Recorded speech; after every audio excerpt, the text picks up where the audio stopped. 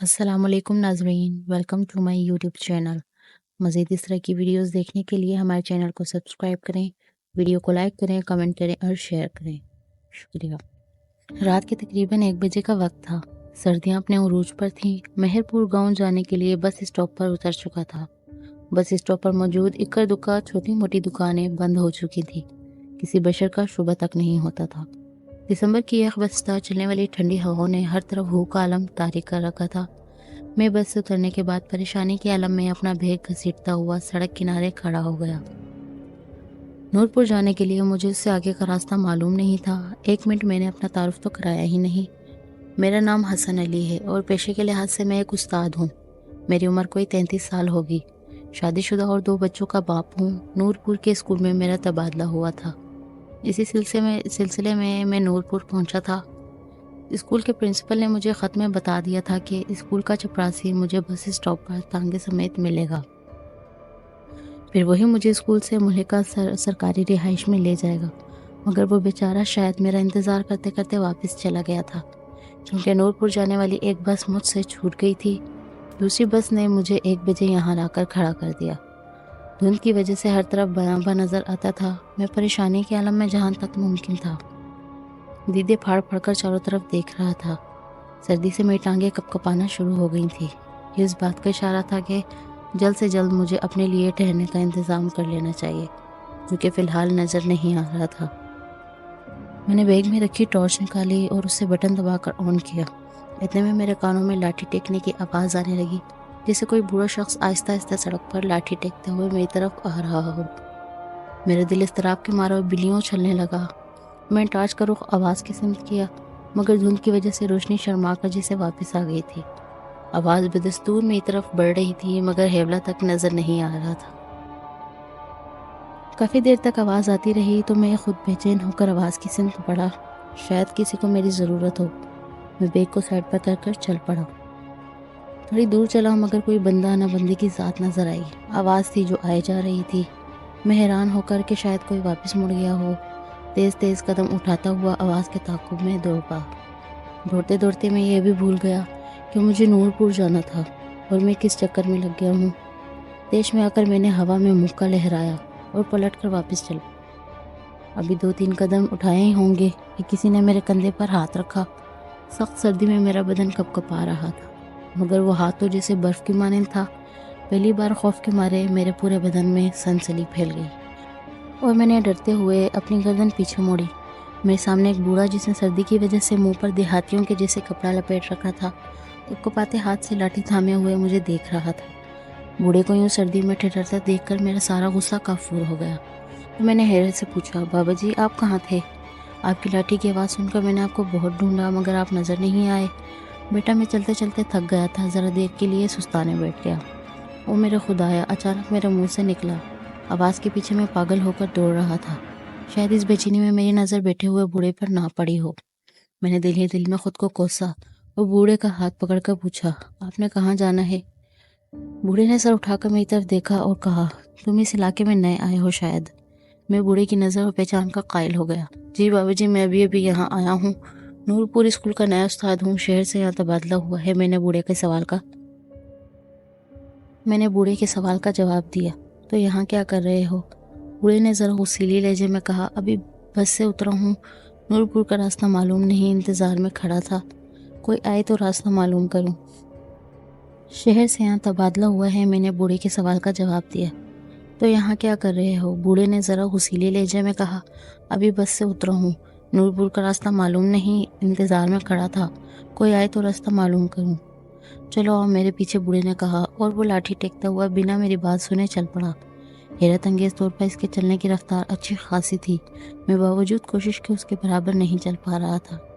आहिस्ता आहिस्ता ये फासला बढ़ने लगा। इतने में हम बस स्टॉप पहुंच गए। मैंने लपक कर अपना सामान उठाया और बूढ़े के पीछे चल पड़ा। ऐसे लग रहा था मेरे एक कदम के मुकाबले में वो 3 कदम उठा रहा था। भाग भाग कर मुझे सांस चढ़ गया था। मैंने आवाज़ें देकर बूढ़े को रोका भी, मगर बूढ़ा आहिस्ता आहिस्ता धुंध में गायब होता जा रहा था। इस सारी भाग दौड़ में मुझे थकावट की वजह से पसीना आ रहा था। बूढ़ा हेवले की तरह मुझे नजर आ रहा था। मैंने थक कर बैग नीचे फेंका और बैठकर सुस्ताने लगा। अचानक से फिर किसी ने मेरे कंधे पर हाथ रखा। میں بتکے ہوئے گھوڑے کی طرح اچھلا اور گھوم کر دیکھا تو وہی بوڑھا کھڑا مجھے دیکھ رہا تھا۔ بابا جی، آپ میرے منہ سے بے ساختہ نکلا، اور میں دوسری طرف اس ہیبلے کو بھی دیکھ رہا تھا جو ابھی تک مجھے نظر آ رہا تھا۔ پیاس لگی ہے، یہ پی لو۔ اس نے ایک بوتل مجھے تھما دی۔ میرا گلا خشک ہو رہا تھا، میں نے جلدی سے ڈھکنا کھولا اور بوتل منہ سے لگا کر گٹاگٹ پینے لگ گیا۔ پانی کا ذائقہ مجھے ذرا نمکین لگا اور گاڑھا بھی۔ میں نے بوتل منہ سے ہٹا کر ٹارچ کی روشنی میں دیکھی تو فوراً قے آ گئی۔ بوتل میں لیس دار گاڑھا خون تھا۔ میں نے کھانستے ہوئے زور لگا کر قے کی اور سارا خون باہر نکال کر رکھ دیا اور غصے سے بوڑھے کو دیکھا جو میری کیفیت دیکھ کر قہقہے لگا رہا تھا اور ساتھ ہی اپنے چہرے سے لپیٹا ہوا کپڑا اتارنا شروع کر دیا۔ جیسے جیسے وہ کپڑا اتار رہا تھا وہ کپڑا خون آلود ہو رہا تھا، پورا کپڑا اس کے چہرے سے اتر چکا تھا۔ اس کی خوفناک شکل دیکھ کر میرے اوسان خطا ہو گئے۔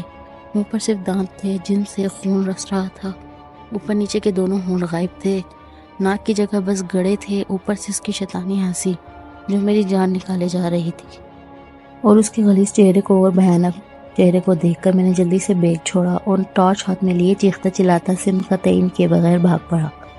بس اتنا پتا تھا جہاں بھاگا جا رہا ہوں وہ جگہ جھاڑیوں سے اٹی پڑی تھی، کانٹے دار جھاڑیاں میری ٹانگوں کو لگ کر زخمی کر رہی تھی۔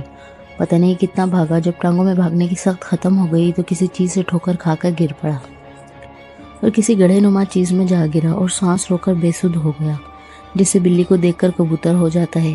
جب سے بھاگا تھا تب سے وہ شیطانی بلا نظر نہیں آئی تھی۔ میں گھڑے میں دبکا پڑا تھا کہ اتنے میں ایک بار پھر وہی لاٹھی کی ٹک ٹک سنائی دینے لگی جو ایک بار پھر میری طرف بڑھ رہی تھی۔ سر سے پاؤں تک جسم کے بال مارے خوف کے کھڑے ہو گئے تھے۔ جی کرتا تھا زور زور سے چلاؤں، ساری دنیا کو اپنی مدد کے لیے بلا لوں جو میرے ساتھ بیت رہا تھا۔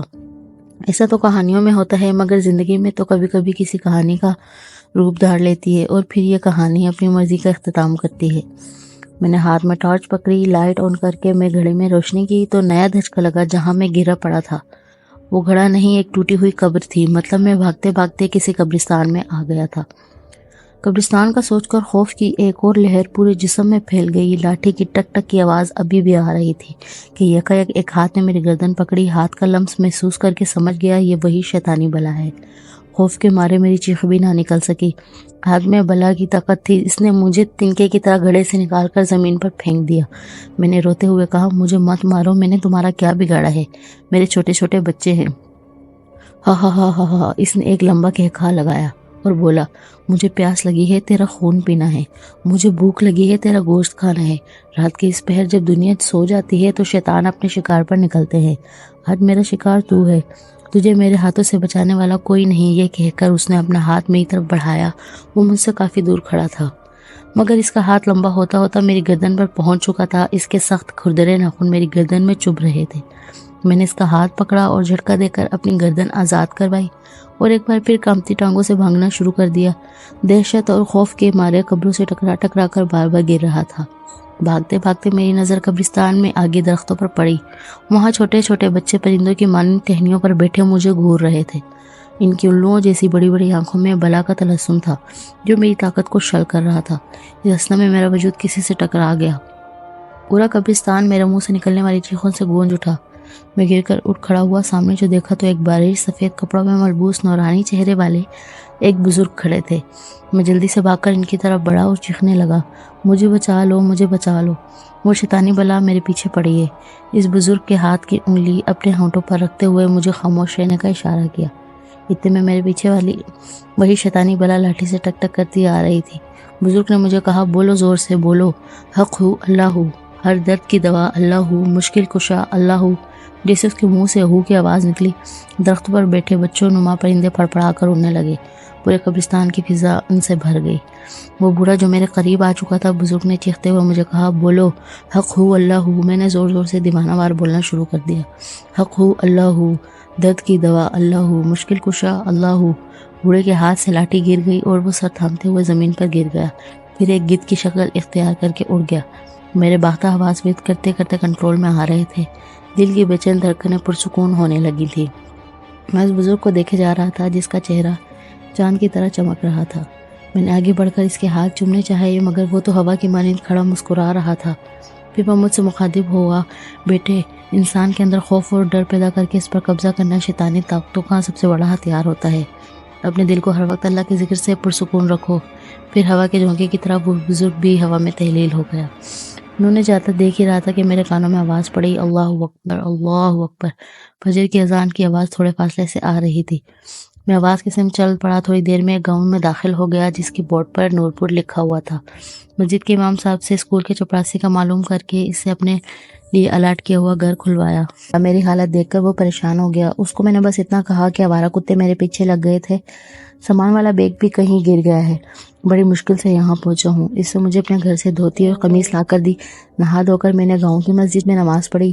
صبح ناشتہ گاؤں کے چودھری کے پاس کیا، وہی چپراسی میرا بیگ بھی تلاش کر کے آ گیا۔ وہاں سے سیدھا میں اسکول گیا جہاں میری کلاس کے بچے اپنے نئے استاد سے ملنے کو بےتاب تھے۔ اتنے میں کلاس کے مانیٹر نے کہا کہ سر آج سبق کہاں سے شروع کریں گے؟ تو میں نے کہا سبق وہیں سے شروع کریں گے جو آج مجھے ملا ہے۔ حق ہو اللہ ہو، ہر درد کی دوا اللہ ہو، مشکل کشا اللہ ہو، حق ہو۔ تھوڑی دیر کے بعد کلاس کے سب بچے دیوانہ وار یہ ورد دہرا رہے تھے۔